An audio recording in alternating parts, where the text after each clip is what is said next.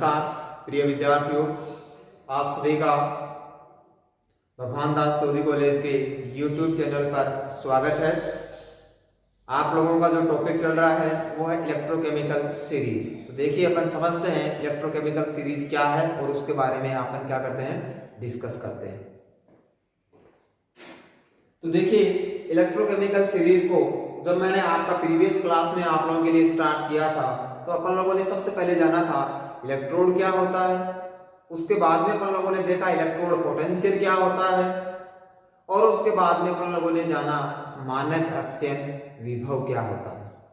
उसके बाद में सबसे लास्ट में अंतिम समय में अपना आया था कि जब विभिन्न इलेक्ट्रोडों को उनके मानक अपचयन विभव के मान के आधार पर एक श्रेणी में व्यवस्थित किया जाता है तो इलेक्ट्रोडों की हमें एक निश्चित श्रृंखला प्राप्त होती है जिसे अपन लोग क्या बोलते हैं, इलेक्ट्रोकेमिकल सीरीज बोलते हैं। उसके बाद में मैंने आपको कहा था कि आप लोग इस काम के लिए आगे की क्लास में यानी कि आज की क्लास में आप लोग आओगे तो उससे पहले आप लोगों को जो अपनी नोटबुक है उसमें आप लोगों का इलेक्ट्रोकेमिकल सीरीज आपका उसमें मेंशन होनी चाहिए। ठीक है, तो मोस्ट ऑफ स्टूडेंट्स से मुझे आशा है कि आप लोगों ने इस चीज को मेंशन किया होगा। जिन विद्यार्थियों ने इस चीज को मेंशन नहीं किया अपनी कॉपी में तो एक बार पुनः मैं उन लोगों से कहूंगा कि इस वीडियो को आप लोग यहीं यूज करके पहले आप लोग अपनी कॉपी में इलेक्ट्रोकेमिकल सीरीज बनाइए। वो हो सकता है आप लोगों के पास में जो बुक है या जो भी सोर्स है उसमें लिथियम से लेकर के फ्लोरीन तक हो सकती है, अथवा उसमें फ्लोरीन से लेकर के उसको लिथियम तक उसमें हो सकता है, लेकिन वो आप लोगों को क्या करनी थी, मेंशन करनी थी। अब देखिए, ठीक है, ये करने के बाद में अब अपन अपनी क्लास को स्टार्ट करते हैं। तो ये आपका जो इलेक्ट्रोकेमिकल सीरीज जो है ये अपने आप में बहुत ही इंपॉर्टेंट टॉपिक है। चाहे आप लोग अपनी बात करो बीएससी सेकेंड ईयर में तो वहां पर भी आप लोगों का सीधा क्वेश्चन पूछा जाता है विद्युत रासायनिक श्रेणी के अनुप्रयोगों को समझाइए, explain application of electrochemical series. कई बार क्या होता है कि वो इलेक्ट्रोकेमिकल सीरीज बनवा भी लेता है कॉपी में तो एग्जाम टाइम में अपने को उस चीज को याद करना रहता है। ये तो बात हुई थ्योरेटिकल क्लास की। वहीं अगर अपन बात करें अपने कंपटीशन एग्जाम में या इलेक्ट्रोकेमिस्ट्री अगर किसी जगह सिलेबस में मेंशन होता है तो ये तय मान के चलिए कि यहां से 1 से 2 क्वेश्चन आप लोगों के एग्जाम में आते ही आते हैं। कैसे आते हैं, जैसे मैं आप लोगों से कहूं कि पूरी की पूरी जो आप लोगों का पीरियोडिक टेबल है, पूरा का पूरा जो आपका आवर्त सारणी है उसमें सबसे बढ़िया अपचायक किसे माना गया है, तो वो माना गया है लिथियम को। आप लोगों ने पढ़ा भी होगा, जब आप लोग ऑर्गेनिक केमिस्ट्री पढ़ते हो तो उसमें आप लोग एल्कोहल बनाते हो, एल्डिहाइड वगैरह बनाना होता है, एल्केन वगैरह आप लोगों को बनाना होता है। यानी कि किसी भी सिस्टम में अगर आप लोगों को हाइड्रोजन को ऐड करना होता है तो आप लोग लिथियम एल्यूमिनियम हाइड्राइड को काम में लेते हो। किसको काम में लेते हो, लिथियम एल्यूमिनियम हाइड्राइड को। तो लिथियम का जो आप लोगों का प्रबल अपचायक जो प्रवृत्ति है, बेस्ट रिड्यूसिंग एजेंट के पीछे का जो लॉजिक है वो अपने को कौन बताता है, इलेक्ट्रोकेमिकल श्रेणी। तो पूरी की पूरी पीरियोडिक टेबल में एक जो सीधा सा आपका कॉन्सेप्ट है, लिथियम एक प्रबल अपचायक होता है, ये भी अपने को कहां से आंसर मिलता है, आप लोगों का विद्युत रासायनिक श्रेणी से मिलता है। वहीं अगर मैं आप लोगों से बात करूं कि सबसे बेस्ट ऑक्सीडाइजिंग एजेंट कौन होता है, सबसे बढ़िया ऑक्सीकारक की भांति कौन काम करता है पूरी आवर्त सारणी में, तो आप लोगों का एक आंसर निकल के आता है कि fluorine is the best oxidising agent. Fluorine जो है वो एक उत्तम ऑक्सीकारक की भांति व्यवहार करता है। ऐसा क्यों, तो ये बात भी अपन देखते हैं इलेक्ट्रोकेमिकल सीरीज से। इसके बाद में आप लोगों का एक क्वेश्चन आता है कि कुछ धातुएं जो हैं वो तो अम्लों के साथ में, देखिए ये क्लास में आपको समझाऊंगा, अगली क्लास में ये सब चीजें मैं आपको मेंशन करवाऊंगा। ठीक है, तो आप लोग बिल्कुल सुनिए चीजों को ध्यान से। दूसरा, आप लोगों ने कई जगह देखा होगा, आपका एनसीईआरटी में भी आप लोगों ने 8th क्लास में, 9th में, 10th में, 11th में, 12th में कि आप लोगों की कुछ मेटल्स जो है वो जो है अम्लों के साथ में क्रिया करके हाइड्रोजन गैस मुक्त करती हैं, और कुछ मेटल्स जो है वो अम्लों के साथ में क्रिया करके हाइड्रोजन गैस मुक्त नहीं करती हैं। आप लोग बहुत सारे कंपटीशन एग्जाम भी देते होंगे तो वहां पर भी आप लोगों का जो जनरल साइंस का जो पोर्शन होता है उसमें आप लोगों का क्वेश्चन पूछा जाता है, निम्न में से कौन सी धातु हाइड्रोजन के साथ, कौन सी धातु अम्लों के साथ में क्रिया करके हाइड्रोजन गैस मुक्त करती है अथवा नहीं करती है। 4 ऑप्शन आपको वहां पे दिए हुए मिलते हैं। तो इसके पीछे का भी जो तर्क है, जो लॉजिक है, वो भी कहां से आता है, यहीं से निकल करके आता है। उसके बाद में आप लोग जितने भी इलेक्ट्रोड पढ़ते हो, जितने भी सेल पढ़ते हो, तो वहां पे एक एनोड होता है और एक आपका क्या होता है, कैथोड होता है। एक क्या होता है आप लोगों का, एनोड होता है, एक क्या होता है आपका, कैथोड होता है। तो वहां पर भी आप लोगों को ये कैसे पता लगेगा कि कौन तो एनोड का काम करेगा और कौन कैथोड का काम करेगा। यानी कि आप लोगों को दो इलेक्ट्रोड दे दिए जाए और आप लोगों से ये क्वेश्चन पूछ दिया जाए कि कौन सा तो एनोड की भांति काम करेगा और कौन सा कैथोड की भांति काम करेगा, तो इस चीज को भी अपन लोग समझेंगे किससे, इलेक्ट्रोकेमिकल सीरीज से। कुछ जगह आप लोगों ने पुराने पेपर्स में ये देखा होगा, देखिए ये कितने अच्छे कॉन्सेप्ट हैं, आप लोग चीजों को समझिएगा। 4 बातें कर चुका हूं आप लोगों से, इन सब के जो आपको जवाब मिलेंगे वो पूरे के पूरे इलेक्ट्रोकेमिकल रिएक्शन पे ही बेस्ड होंगे। उसके बाद में आप लोगों ने कुछ जगह देखा होगा कि निम्न में से कौन सी अभिक्रिया संपन्न होगी और क्यों होगी। वहां पे 2 अभिक्रियाएं दी हुई होती हैं, आपको ये बताना होता है कि ये अभिक्रिया संपन्न होगी और ये नहीं होगी। वजह क्या है वो अपन देखेंगे किससे, इलेक्ट्रोकेमिकल सीरीज से। इसी तरीके से आप लोगों ने कुछ नॉन मेटल्स की प्रॉपर्टी है, वहां से भी आप लोगों के एग्जाम में क्वेश्चन आता है कि फ्लोरीन जो है वो तो ब्रोमीन, क्लोरीन और आयोडीन तीनों को रिप्लेस कर सकता है, लेकिन आयोडीन है वो आपका फ्लोरीन है उसको रिप्लेस नहीं कर सकता। तो इसकी वजह भी अपन जानेंगे किससे, इलेक्ट्रोकेमिकल सीरीज से। तो ये 6 आपके क्वेश्चन जो चलते हैं आपके जहन में, इन सब का आंसर और इंपॉर्टेंट क्वेश्चन है। कंपटीशन एग्जाम में ये 1 या 2 क्वेश्चन आता ही आता है और थ्योरेटिकल एग्जाम में तो आपको 6 के 6 पॉइंट क्या करने रहेंगे, मेंशन करने रहेंगे। किसके रूप में, विद्युत रासायनिक श्रेणी के अनुप्रयोग के रूप में। क्लियर है आप लोगों का। सबसे पहले आप लोग ऊपर हेडिंग डाल लीजिए। आप लोगों की हेडिंग तो सबसे पहले क्या है, विद्युत रासायनिक श्रेणी, फिर इलेक्ट्रोड विभव, फिर मानक अपचयन विभव, फिर विद्युत रासायनिक श्रेणी की परिभाषा। और आप लोगों को मैंने कहा था आप लोगों ने विद्युत रासायनिक श्रेणी को बना लिया, बहुत अच्छी बात है। नहीं बनाया तो यूज करके बना लीजिए। अब अपन इसको समझते हैं, देखिए क्या है।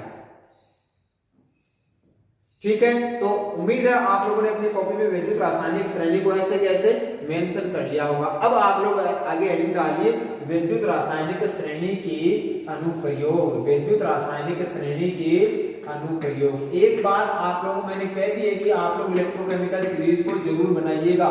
उसके बाद में आप लोग लिखोगे एप्लीकेशन ऑफ इलेक्ट्रोकेमिकल सीरीज, विद्युत रासायनिक श्रेणी के अनुप्रयोग।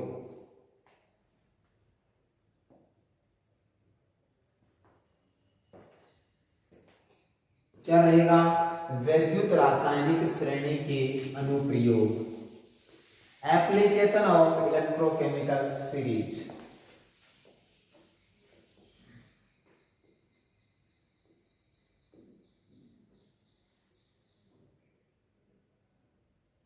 देखिए एक बार बोर्ड पे देखिए, सबसे पहला आपका जो है कि कौन कैथोड का काम करेगा और कौन एनोड का काम करेगा, वो कॉन्सेप्ट अपन क्लियर करते हैं। ठीक है, देखिए यहाँ पे आपका क्या है, जिंक है ना आप लोगों का। ये देखिए ये तो क्या है, जिंक। ये क्या है, कॉपर। आपको मैंने बता रखा है ट्रांसपेरेंसी सेल, मैंने आपको पढ़ाए थे ना, वहां पे आप लोगों ने देखा होगा कि इस तरीके से इधर तो जिंक जो था और ये आपका कॉपर था, ये आपका था ZnSO4 में, ये किसमें था आप लोगों का, CuSO4 में। जहां जिंक किसका काम कर रहा था, एनोड का काम कर रहा था। कैथोड किसका, कैथोड का काम कौन कर रहा था आप लोगों का, कॉपर कर रहा था। ठीक है, तो यहां देखिएगा आप लोगों का इसके पीछे का जो लॉजिक होता है वो ये होता है कि विद्युत रासायनिक जो श्रेणी होती है ना, उसमें आप लोगों का वह धातु जिसमें देखिए, अब देखिए इसका मानक अपचयन विभव क्या है, -3 और ये क्या है आपका +2।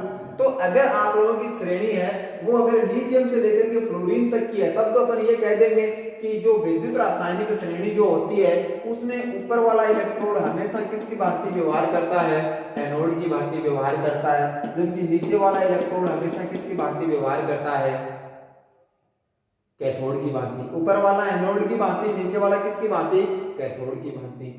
अगर आप लोगों का जो श्रेणी है उसमें मान लीजिए ये ऊपर आप लोगों का फ्लोरीन आ जाए, नीचे ये आ जाए, तो अपना कॉन्सेप्ट क्या हो जाएगा, उल्टा। लेकिन ये वैल्यू ज्यादा है आप लोगों का या ये वैल्यू ज्यादा है, तो ज्यादा वैल्यू कौन सी है आप लोगों की, ये वाली है। है ना। ये वाली वैल्यू क्या आप लोगों का ज्यादा है, 2.87 है, ये वैल्यू क्या माइनस का 3। तो अपन सीधा सा ये बोल सकते हैं कि जिसके लिए मानक अपचयन विभव का मान ये कम है, कम से फिर किधर जा रहे हैं अपन, ज्यादा की तरफ जा रहे हैं। तो जिस इलेक्ट्रोड के लिए मानक अपचयन विभव का मान कम, अब देखिए इन दो को कंपेयर करेंगे तो ये इधर है, इसका मतलब इसके लिए मानक अपचयन विभव क्या आएगा, अगर इस सीरीज को अपन उल्टा भी कर दें तो ये वैल्यू क्या हो जाएगी, ज्यादा। तो अपना एक मिक्स कॉन्सेप्ट निकल करके क्या आ जाएगा कि जिस इलेक्ट्रोड के लिए मानक अपचयन विभव का मान कम होता है वह एनोड की भांति काम करता है, और जिसके लिए मानक अपचयन विभव का मान ज्यादा होता है वह किसकी भांति व्यवहार करता है, कैथोड की भांति व्यवहार करता है। क्लियर है, लिख लीजिए आप लोग अपनी कॉपी में एप्लीकेशन फर्स्ट, विद्युत रासायनिक श्रेणी में जो इलेक्ट्रोड, या यूं लिखिए विद्युत रासायनिक श्रेणी में, विद्युत रासायनिक श्रेणी में, विद्युत रासायनिक श्रेणी में, विद्युत रासायनिक श्रेणी में, विद्युत रासायनिक श्रेणी में जिस इलेक्ट्रोड के लिए, जिस इलेक्ट्रोड के लिए, जिस इलेक्ट्रोड के लिए मानक अपचयन विभव, जिस इलेक्ट्रोड के लिए मानक अपचयन विभव, जिस इलेक्ट्रोड के लिए मानक अपचयन विभव का मान कम होता है,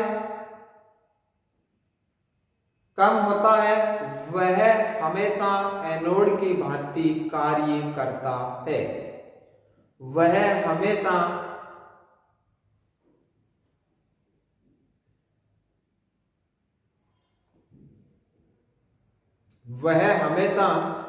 एनोड की भांति कार्य करता है।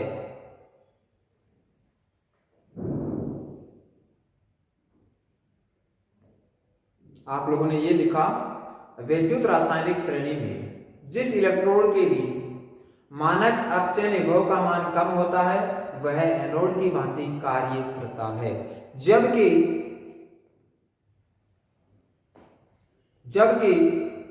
जिस इलेक्ट्रोड के लिए, जबकि जिस इलेक्ट्रोड के लिए मानक अपचयन विभव का मान, मानक अपचयन विभव का मान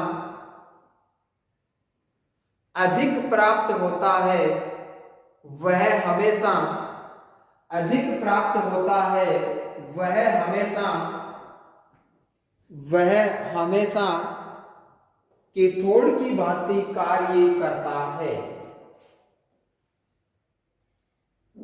ये सीधी सी बात हो गई कि जिसके लिए मानक अपचयन विभव का मान कम होता है वह एनोड की भांति व्यवहार करता है, और जिसके लिए मानक अपचयन विभव का मान अधिक प्राप्त होता है वह हमेशा कैथोड की भांति कार्य करता है। क्लियर हुई बात आप लोगों की। अब बोर्ड पे देखिए आप लोग, ये मैंने चीजें आप लोगों को बता रखी है, ठीक है। अब देखिए इसमें मैं आप लोगों से जिंक की बात करूं या कॉपर की बात करूं तो आप लोगों का सीधा सा आंसर, ये वैल्यू आप लोग अपने नोटबुक में ऐड कर ली होगी। तभी मैंने कहा था आज की क्लास और इससे आगे की क्लास, इसको आप लोगों को पढ़ने से पहले वाकई में अगर आप लोग पढ़ना चाहते हो तो अपनी कॉपी में जो इलेक्ट्रोकेमिकल सीरीज को जरूर बनाइएगा। तो यहाँ वैल्यू अगर आप लोग देखोगे तो जिंक के लिए जो मानक अपचयन विभव का मान कम प्राप्त होगा, क्योंकि ये वैल्यू किसमें माइनस में और ये वैल्यू किसमें आएगी आप लोगों का प्लस में, तो ये वैल्यू क्या जाएगी ज्यादा। तो चाहे कोई भी इलेक्ट्रोड आप लोगों को दे दे, आप लोग अगर इलेक्ट्रोकेमिकल सीरीज याद है ना तो आप लोग उसमें आराम से बता सकते हो कि कौन सा तो एनोड का काम करेगा और कौन सा आपका कैथोड का काम करेगा, ठीक है। इसी सेंटेंस को आप लोग और थोड़ा सा बढ़ा लीजिए, जो आपको पता है कि एनोड पर ऑक्सीकरण तथा कैथोड पर अपचयन की क्रिया संपन्न होती है। लिख लीजिए, एनोड पर ऑक्सीकरण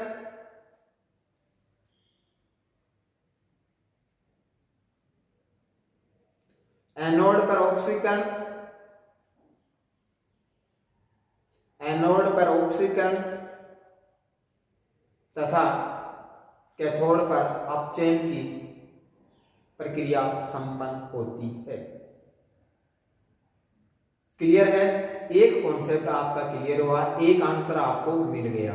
दूसरा देखिए क्या है यहाँ पे आप लोगों ने जब आपकी इलेक्ट्रोकेमिकल सीरीज बनाई है तो यहाँ आपको देखने को मिलेगा कि बीच में आपको ये जो हाइड्रोजन इलेक्ट्रोड जो मिल रहा है इसकी वैल्यू क्या मानी जाती है, शून्य मानी जाती है। अकॉर्डिंग टू IUPAC इसकी वैल्यू क्या मानी जाती है, शून्य मानी जाती है। ये भी आप लोगों से कई बार पूछ लिया जाएगा कि मानक हाइड्रोजन इलेक्ट्रोड बोलते हैं, इसके विभव को क्या बोलते हैं, मानक हाइड्रोजन विभव क्या बोलते हैं, SHE स्टैंडर्ड हाइड्रोजन इलेक्ट्रोड। इसकी वैल्यू भी आप लोगों से पूछी जा सकती है, 0 होती है, अनंत होती है, एक ये दे देगा और एक ये दे देगा। तो स्वेच्छा से अकॉर्डिंग टू IUPAC अपन क्या मानते हैं, उसको 0 मानते हैं। क्या एज्यूम करते हैं, 0 एज्यूम करते हैं। अब जो भी धातु इससे ऊपर, मैं किसकी बात कर रहा हूं, मेटल्स की बात कर रहा हूं, नॉन मेटल्स, मैं धातु की बात कर रहा हूं, अधातु की बात नहीं कर रहा हूं। तो जो भी धातु हाइड्रोजन इलेक्ट्रोड इससे SHE से यानी कि स्टैंडर्ड हाइड्रोजन इलेक्ट्रोड से ऊपर स्थित होती है ना, वो तो हमेशा अम्लों के साथ में क्रिया करके, एसिड के साथ में वो धातु क्रिया करके कौन सी गैस मुक्त करती है, हाइड्रोजन गैस मुक्त करती है। और ऐसी धातुएं जो SHE से नीचे स्थित होती हैं, SHE से नीचे स्थित होती हैं, वो हाइड्रोजन गैस को मुक्त नहीं करती। तो आपका फ्रेंड्स और फेवरेट क्वेश्चन पूछा जाता है कि ये दे दिया, आपको जिंक दे देगा, पोटेशियम दे देगा और आपको एक सोडियम दे देगा, वो भी ऊपर ही आता है। एक आपको सोडियम दे देगा और एक आपको कॉपर दे देगा, 4 मेटल दे देगा आपको। हो सकता है सोडियम कुछ भी मिल जाए आपको, 3 मेटल तो ऊपर भी दे देगा, 1 मेटल यहाँ से दे देगा और आप लोगों से पूछ लेगा।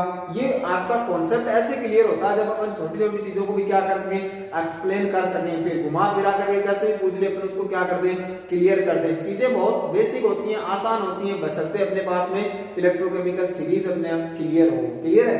तो अब देखिए अगला कॉन्सेप्ट क्या हो जाएगा कि आपसे एग्जाम में कोई क्वेश्चन पूछ ले, कोई भी आपसे पूछ ले कि भाई ये मेटल है वो तो हाइड्रोजन गैस मुक्त करती है लेकिन ये नहीं करती, तो आप लोग बोलोगे भैया इलेक्ट्रोकेमिकल सीरीज को देखो और वहां देखिए ये नीचे स्थित होती है इसलिए H2 गैस मुक्त नहीं करती है, और ये ऊपर स्थित होती है इसलिए एसिड के साथ में रिएक्शन करके कौन सी गैस मुक्त कर देती है, H2 गैस मुक्त कर देती है। तो दूसरा एप्लीकेशन आप लोग अपनी कॉपी में लिखिए। सामान्यतया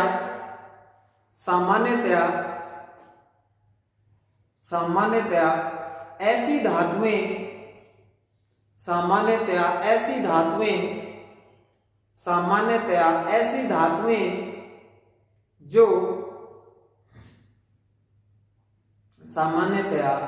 धातुएं जो मानक हाइड्रोजन इलेक्ट्रोड से ऊपर स्थित होती हैं, सामान्यतया ऐसी धातुएं जो मानक हाइड्रोजन इलेक्ट्रोड से ऊपर स्थित होती हैं, मानक हाइड्रोजन इलेक्ट्रोड ब्रैकेट में आप लोग लिख सकते हो कैपिटल SHE, यहां लिख रहा हूं मैं, देख लीजिए बोर्ड पे क्या लिख सकते हैं अपन लोग, SHE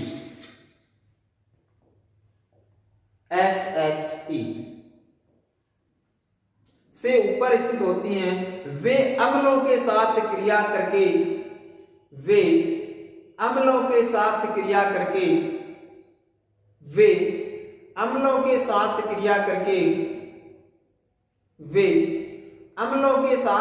करके हाइड्रोजन गैस मुक्त करती हैं, वे अम्लों के साथ क्रिया करके हाइड्रोजन गैस मुक्त करती हैं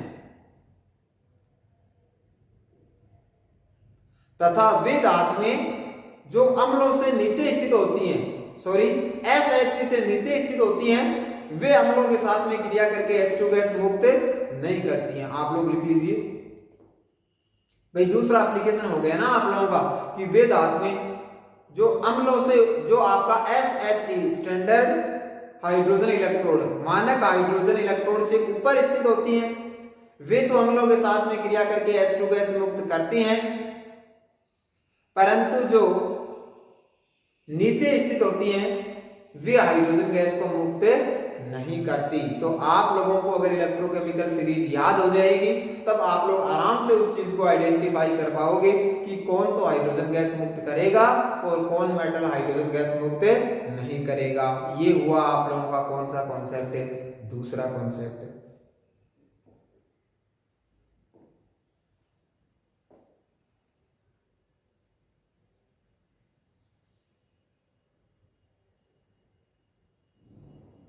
क्लियर है?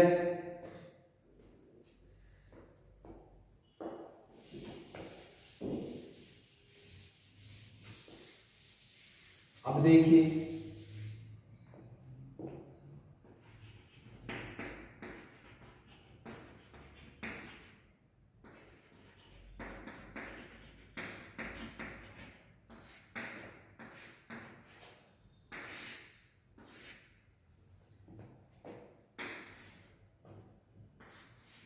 आप लोगों के लिए दूसरा, आप लोगों ने एप्लीकेशन लिख लिया होगा। तीसरा, मैं आप लोगों को एक बार के लिए विचार विमर्श के लिए 1 मिनट का समय दे रहा हूं कि आप लोगों को ये बताना है कि ये दो इलेक्ट्रोकेमिकल रिएक्शन है। एक तो ये Cu की रिएक्शन जिंक सल्फेट के साथ में, और एक जिंक की रिएक्शन है कॉपर सल्फेट के साथ में। इसमें कौन सी संपन्न होगी? क्या दोनों संपन्न होगी? दोनों ही संपन्न नहीं होगी। ये संपन्न होगी, ये नहीं होगी, अथवा ये नहीं होगी, ये होगी। आप लोग विचार कीजिए। देखिए,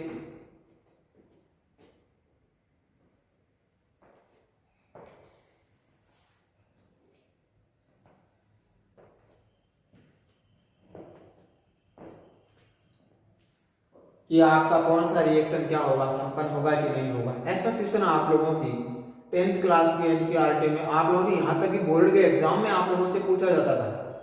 और इस बार तो आप लोगों का बीएससी फाइनल ईयर के एक पेपर में भी आया था ये क्वेश्चन कि निम्न में से कौन सी अभिक्रिया संपन्न होगी और क्यों होगी।